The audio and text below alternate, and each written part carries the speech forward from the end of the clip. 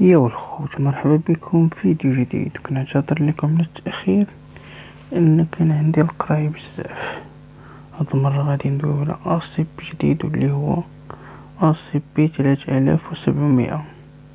لقد تم تكليف فرقة العمل البحري دلتا 7 بدوريات في منطقة قطرها 800 كيلومتر، وتقع في بحر الشمال بما في ذلك جزر فارو وأوركيني، وهي مكونة من سفينتين حربيتين تم تحديدهما حيث تم الحصول عليهما من الجيش الأمريكي، بالإضافة إلى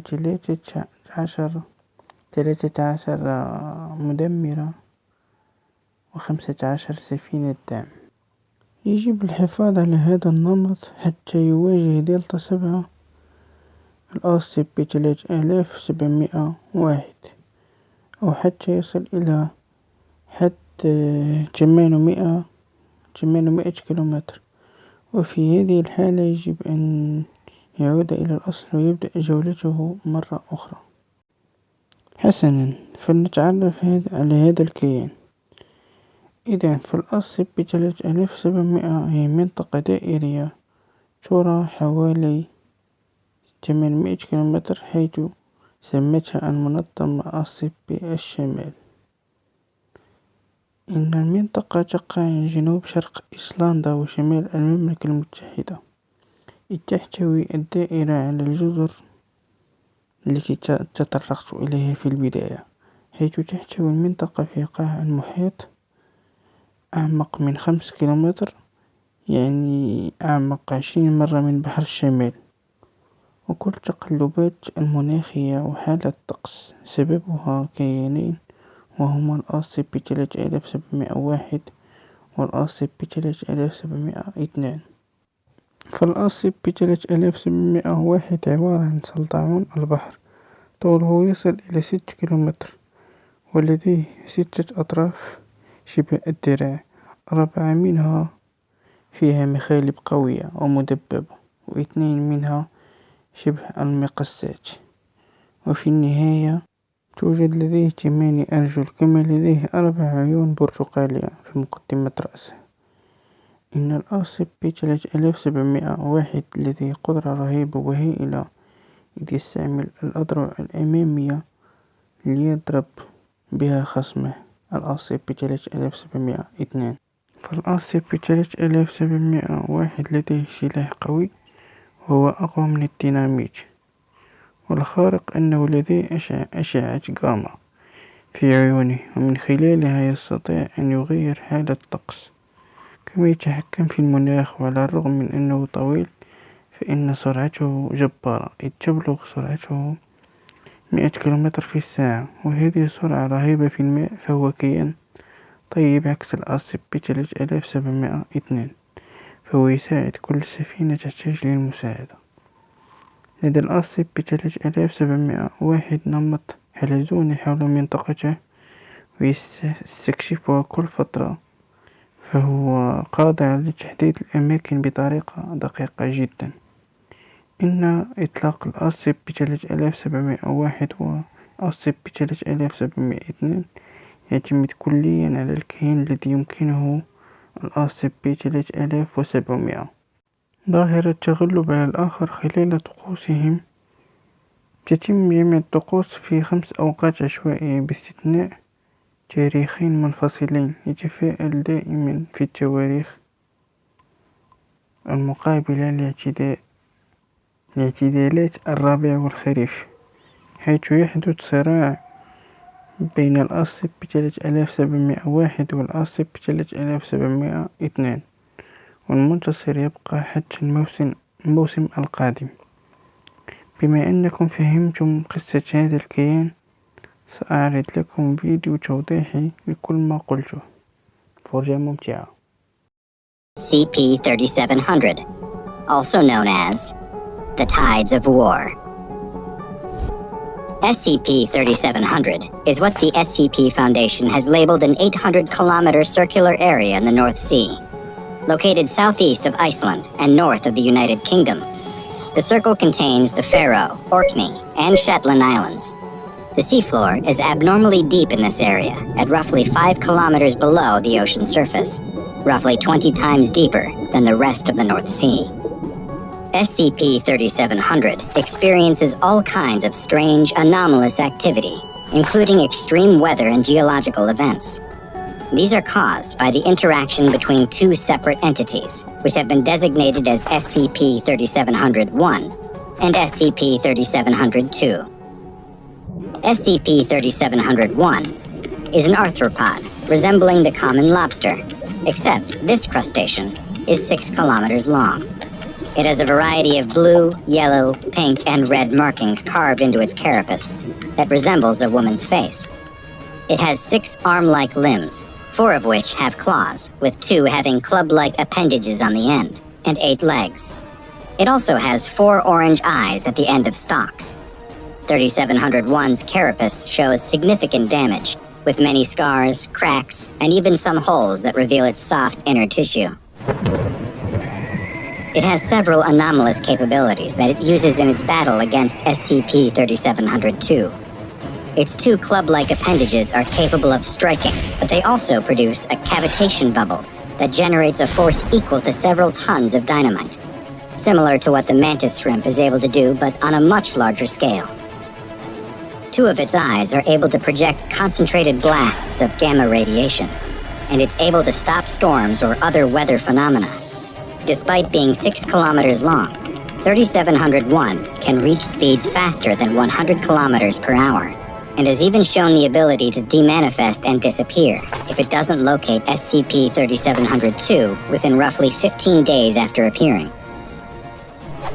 SCP-3701 appears to be friendly in nature and shows some small signs of intelligence.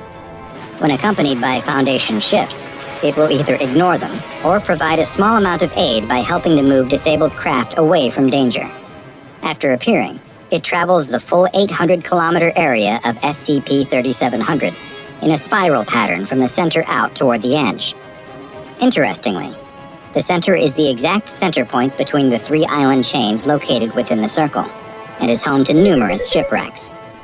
Since being first discovered by the Foundation in 1922, 3701 has slowed down considerably in its movement, and has lost a significant amount of mass. It was first measured at a length of 16 kilometers, a full 10 kilometers longer than its current state. It also appears weaker, and seems to be having a much harder time subduing SCP-3702. SCP-3702, on the other hand, looks like it belongs to the family of ray-finned fish, and has an appearance that closely resembles the pelican eel, except that it has 13 appendages encircling the middle section of its body. These appendages look like the tentacles of an octopus, complete with suckers, and can tuck them into its body when not in use. 3702 is currently 32 kilometers long, and opposite to SCP-3701, it is growing larger, having only been 300 meters long when first identified in 1945. Most of that length is the creature's whip-like tail that ends in a sharpened point. It's currently roughly 1 kilometer wide at its largest point, and each of its 13 tentacles is around 60 meters long. Its most distinctive feature is its massive mouth, which can open up almost 3 kilometers wide. 3702 is black in color, with white, purple, and red bioluminescent lines that resemble a man's face on either side of its torso.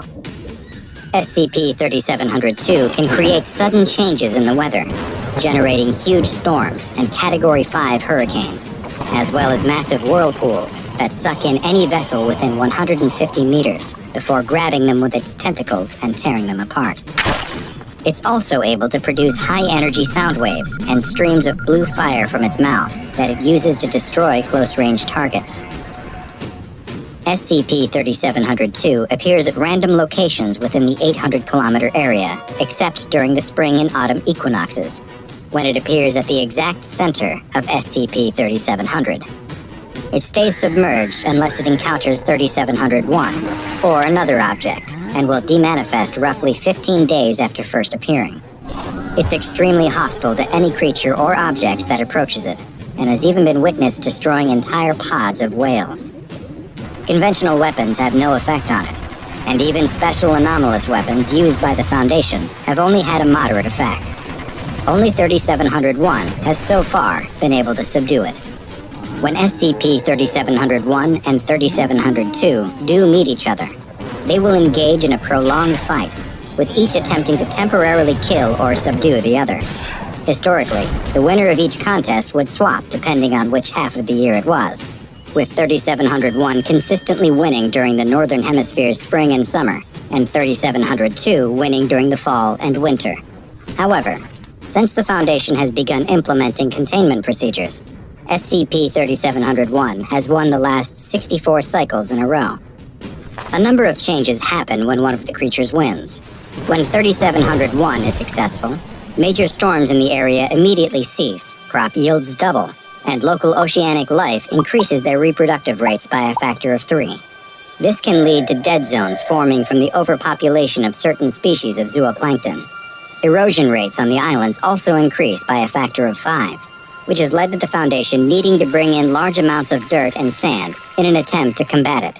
When SCP-3702 wins and subdues or kills 3701, the weather becomes very dangerous, with powerful hurricanes and rapid temperature changes that can range from below 0 to over 28 degrees Celsius, capable of causing massive damage to buildings and huge losses of life. Travel by sea becomes extremely difficult due to huge waves and storm surges, making it difficult for supplies to reach the islands. Ocean food sources are driven from the area, and crop yields are reduced. Following its victory, 3702 does not demanifest, and instead continues to patrol the area and attack vessels, and will even approach the islands themselves. Foundation Naval Task Force Delta 7, nicknamed Northern Storm, is tasked with locating and assisting SCP-3701 in its struggle against 3702. Purchased from the United States military, it consists of 13 destroyers, 5 cruisers, and 15 smaller support craft. When Delta 7 locates SCP-3701, it will often acknowledge their presence by raising 2 of its claws into the air and clicking them while making a low, rumbling noise with its mouth. Delta 7 then accompanies SCP-3701 as it patrols its 800-kilometer area for 3702. Once the two meet, Delta 7 engages in Protocol Winter Maelstrom, where the destroyers shoot harpoon-based anchors into 3702's head, before moving in a circular pattern while they and battleships fire on it to ensure it can't orient itself. The cruisers, meanwhile, attempt to draw its attention by firing and moving in a serpentine pattern at a distance of 300 meters. The two creatures will battle, blasting each other with gamma radiation and powerful sound waves. They whip, bite, and club each other, cracking armor and ripping off tentacles and other appendages, until one finally stops moving and dissolves into the sea. Should SCP-3702 be successful in defeating 3701, then Project Tumult is activated, and the following procedures must take place. First, there is an immediate evacuation of all naval and civilian craft from the 800-kilometer zone. Next, all trade and ferry routes are stopped or rerouted for at least 6 months, and land-based aquatic defenses are activated. Aerial craft will continue to monitor and engage with 3702, while others continue to look for a reappearance of SCP-3701. Since it appears that SCP-3701 continues to physically degrade, and with the exact opposite being true for 3702, it's been proposed to let 3702 win and subdue 3701 twice every 5 years, despite the terrible effect on locals in the area.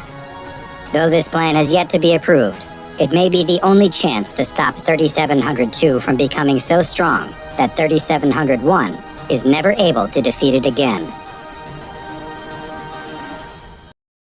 إذا أعجبكم الفيديو لا تنسوا الضغط على زر الاشتراك وتفعيل زر الجرس ليصلكم كل جديد. شكرا.